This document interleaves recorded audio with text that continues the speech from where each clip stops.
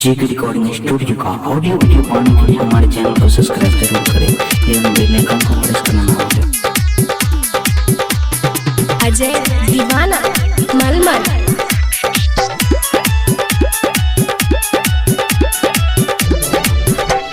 camera वाला पूछो की नाम छौ गे छौरी सुनो डीजे वाला पूछो की नाम छौ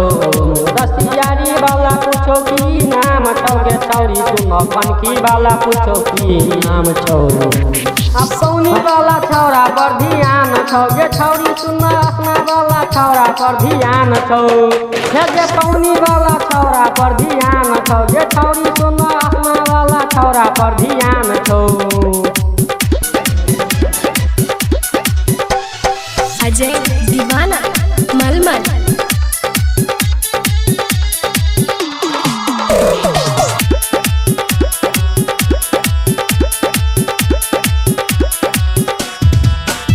गजबे के तोहर कमर गे गोरे गोरे गाल तोहर फूल लगे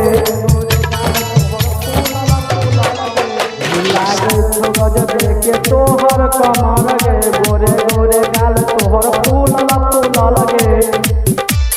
सहरसा वाला पूछो की नाम छौ गे छौरी सुन दारा भांगा वाला पूछो की नाम छौ नीमा वाला छौरा पर ध्यान छौ गे छौरी सुन बल्टी वाला छौरा पर ध्यान छौ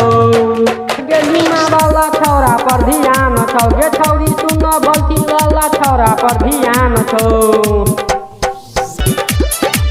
कैमरा वाला पूछो की नाम छौ गे छौरी सुन डीजे वाला पूछो की नाम छौ रसियारी वाला पूछो की नाम छौ गे छौरी सुन पनकी वाला पूछो की नाम छौ अब पौनी वाला छौरा पर ध्यान छौ गे छौरी सुन असना वाला छौरा पर ध्यान छौ हे गे पौनी वाला छौरा पर